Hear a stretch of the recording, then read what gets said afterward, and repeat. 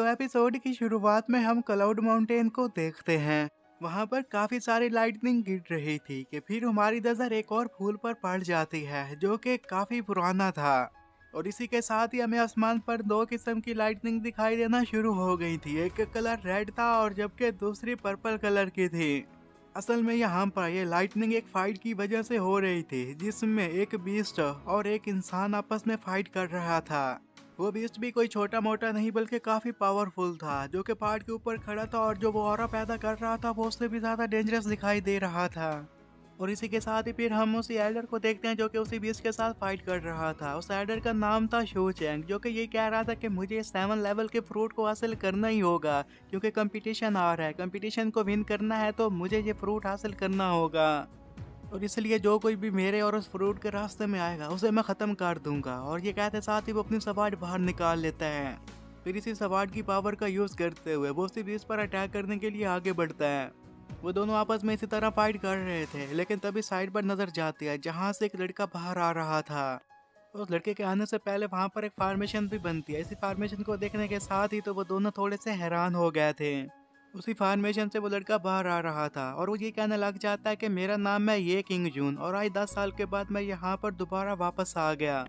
उसके साथ एक डॉग भी था, उसका नाम था माओ और वो माओ को ये कहने लग जाता है कि माओ अब यही कॉन्टिनेंट है जहाँ पर हमने रहना है। माओ भी वहाँ पर आ चुका था, वो भी काफी खुश दिखाई दे रहा था। इवन वहाँ पर किटन को देखने के साथ तो वो और भी खुश हो जाता है। और वही बीस था, वो किटन से काफी मिलता जुलता था जो कि एक पहाड़ी के ऊपर बैठा हुआ था। और इसे देखने के साथ ही ये किंग भी यही कहने लग जाता है कि देखो माओ कितना प्यारा किटन है, ये तो काफी चेंज है। उस बीस को जब ये पता चलता है कि ये लोग उसे किटन के नाम से पुकार रहे हैं इससे उसका गुस्सा और भी ज्यादा बढ़ जाता है और वो ये कहने लग जाता है कि तुम्हारी हिम्मत कैसे हुई कि तुम यहाँ पर मुझे किटन के नाम से पुकारो। लेकिन जैसे ही वो ये किंग जून के करीब पहुंचा था उसी के साथ ही एक छोटा सा किटन बन जाता है और आगे से म्याऊ करने लग गया था। ये देखते साथ ही वहां पर खड़ा हुआ एल्डर शू ये देखने के साथ हैरान हो गया था। उसे समझ में नहीं आ रहा था कि यहाँ पर क्या चल रहा है। वही बीस जो कि काफी बड़ा था अब छोटी सी बिल्ली बन चुका था और वहां से भागने लग जाता है। उसे देखते साथ ही ये किंग ये कहने लग जाता है कि तुम कहाँ जा रहे हो, मेरे पास आओ ना मेरे प्यारे बच्चे। जबकि वहां पर खड़ा हुआ एल्डर यही कहने लग गया था कि मुझे समझ में नहीं आ रही थी कि एक ओल्ड बीस्ट है जिसे कोई नहीं हरा सकता, उसे इसने एक छोटी सी बिल्ली बना दिया और वो भी सिर्फ अपने वर्ड्स का यूज करके। ये तो सच में काफी स्ट्रॉन्ग है। वो बीस्ट ऑफ वहां से भाग चुका था। उसके जाने के बाद ही फिर शू उसे कहने लग जाता है कि मेरा नाम है शू और मैं यहाँ पर उस कैट डेमन के साथ फाइट करने के लिए आया था। अगर तुम यहाँ पर ना होते तो वो मुझे मार देता। जिस पर ये किंग हैरान होते हुए उससे कहने लग जाता है कि क्या मैंने तुम्हारी जान बचाई, लेकिन मुझे तो पता ही नहीं था कि तुम यहाँ पर हो। और तुम किस कैट डीमन की बात कर रहे हो, वो तो एक छोटी सी किटन थी, उससे भला क्या डरना। इससे तो उसके होश उड़ जाते हैं क्योंकि उसे यकीन नहीं आ रहा था कि एक लड़का जो कि एक कैट डीमन को एक किटन कह रहा है कितना स्ट्रांग हो सकता है। फिर शू साइड पर इशारा करते हुए उसे फूल की तरफ ये कहने लग जाता है कि ये एक 7 लेवल का रेड फ्रूट है और ये आपका हुआ, आप इसे रख सकते हैं। उसके ऊपर कुछ चेस्टनट लगे हुए थे तो वो चेस्टनट को वहां से ले जाकर अपने डॉग को खिला देता है। तो ये देखते साथ ही एल्डर हैरान होते हुए कहने लग जाता है कि ये 2000 साल पुराने चेस्टनट हैं, लेकिन देखो ये तो उसे अपने डॉग को खिला रहे हैं। वहां पर उसने कुछ ही चेस्टनट उसे खिलाए थे, बाकी के कुछ रह जाते हैं। अब जैसे वहां से जाने लगता है तो पीछे से उसे एल्डर कहने लग जाते हैं कि क्या आप बाकी के चेस्टनट अपने साथ लेकर नहीं जाएंगे। यू किंग उसे कहने लग जाता है कि नहीं, मेरे पास ऐसे बहुत सारे हैं तो इसे आप रख लो। जिस पर शू उसे थैंक्स कहता है। यू किंग यही कहने लग जाता है कि ये चीज़ें तो मेरे लिए काफ़ी मामूली हैं, तो मुझे समझ में नहीं आ रहा था कि इन चीज़ों को हासिल करने के साथ ही वो इतना ज़्यादा इम्प्रेस क्यों हो गया। फिर वो अपने पास की बात बताने लग जाता है कि जब वो टॉप फोयन माउंटेन पर लेटा हुआ था तभी उसके ऊपर एक आम से लड़के के ऊपर लाइटनिंग गिर जाती है, जिसकी वजह से ये किंग की हालत काफ़ी ख़राब हो गई थी। ये उस वक्त काफ़ी वीक हुआ करता था। टाइम ट्रैवलिंग की वजह से इसके पास एक सिस्टम आ चुका था और इसे उस सिस्टम में मौजूद सारे टास्क को कंप्लीट करना था जो कि कम न थे बल्कि 9999 प्लस थे। और इसे उन टास्क को कंप्लीट करने के लिए काफ़ी मजबूर किया जाता था। अगर ये किसी टास्क को कंप्लीट करने में नाकाम हो जाता तो इसकी वजह से उसे सजा दी जाती।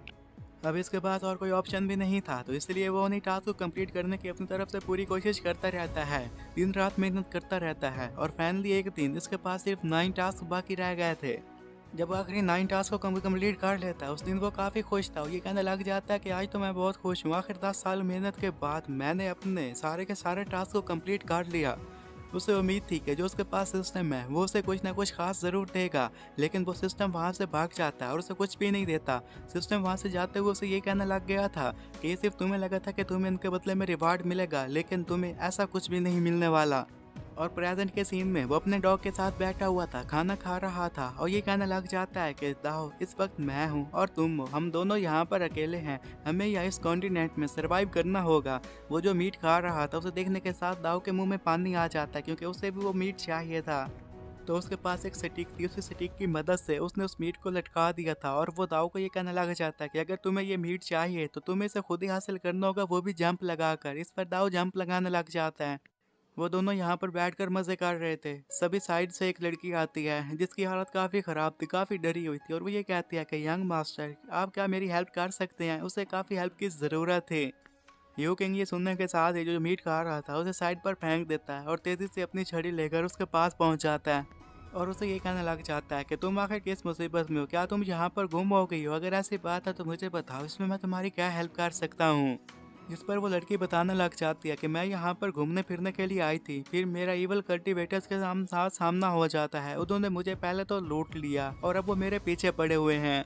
यू किंग ये सुनने के साथ कहने लग जाता है कि अगर ऐसी बात है तो फिर मैं तुम्हारी कोई मदद नहीं कर सकता, और वो वहाँ से जाने की कोशिश करने लग जाता है। वो लड़की उसे कहती है कि अब काफ़ी देर हो चुकी है, वो इवल कल्टीवेटर्स यहाँ पर भी आ चुके हैं। वहाँ पर एक ब्लैक शैडो आ चुका था जो कि उस लड़की के पाँव में था, और ये देखते साथ ही वो भी ये कहने लग जाता है कि मुझे तो यहाँ पर वो कहीं नजर नहीं आ रहे। वो पीछे देखता है तो इतने तक वो शैडो वहाँ से गायब हो चुका था।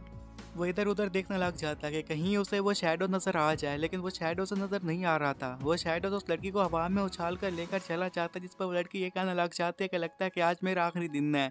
नीचे बैठा हुआ जब डॉगी उस शैडो के ऊपर भौंकता है तो इसी के साथ ही वो शैडो वहाँ से चला गया था। शैडो के जाते साथ ही वो लड़की जो कि हवा में लहरा रही थी, उसे लग रहा था कि आज उसका आखिरी दिन है, वो नीचे गिर जाती है। अब उसे उम्मीद नजर आ रही थी, उसे पता था कि अब उसकी जान बच चुकी है। वो पीछे गिरी पड़ी थी तो उसे देखने के साथ ही ये किंग उससे ये कहने लग जाता है कि तुमने तो कहा था कि यहाँ पर इवल कल्टीवेटर्स आने वाले हैं, लेकिन मैंने तो किसी एक इवल कल्टीवेटर को भी नहीं देखा, क्या तुमने उनमें से किसी को देखा। उसे तो नहीं पता था कि इवल कल्टीवेटर का शैडो यहाँ पर आकर उसे हवा में उछालकर वापस भी चला गया, और वो उसके पास जाकर उसे कहने लग जाता है कि तुम जमीन पर क्यों बैठी हुई हो, तुम खड़ी हो जाओ। जबकि वो लड़की यही कहने लग जाती है कि अगर इसका पपी इतना ज़्यादा स्ट्रॉन्ग है तो मुझे समझ में नहीं आ रहा कि ये लड़का कितना ज़्यादा स्ट्रॉन्ग होगा। वो अपनी जगह पर खड़ी होती है और फिर उसे अपना नाम बताती है कि मेरा नाम है बैस हुई, और तुमने जो मेरी जान बचाई है उसके लिए मैं तुम्हें थैंक्स कहती हूँ, आप मेरे सीनियर हैं। कि तभी उसे माइंड में एक आवाज़ सुनाई देने लग जाती है। वो डॉग उसे ये कहने लग जाता है कि अब तुम बस कर दो। इस पर वो हैरान हो जाते हैं, उसे समझ में नहीं आ रहा था कि डॉग उससे कैसे बात कर सकता है।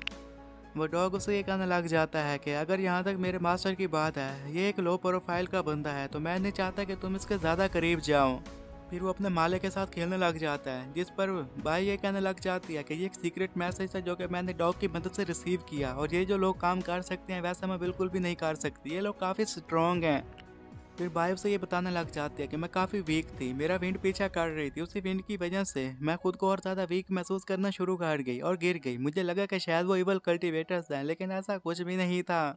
ये किंग उससे ये कहने लग जाता है कि हाँ मैं भी देख पा रहा हूँ कि तुम एक हवा के झोंके से ही गिर गई, तुम काफ़ी वीक हो, इसके लिए तुम गर्म पानी अब से न पीना और ज़्यादा एक्सरसाइज करना ताकि तुम काफ़ी स्ट्रॉन्ग बन सको। भाई फिर उसे ये बताने लग जाती है कि यंग मास्टर मैं आपको एक बात बताना चाहती हूँ कि बचपन से ही मुझे एक ओल्ड सिंड्रोम है, जिसकी वजह से मैं काफ़ी वीक हूँ और खुद को स्ट्रॉन्ग नहीं बना पा रही। सोचा मैं आपको इसके बारे में बता दूँ।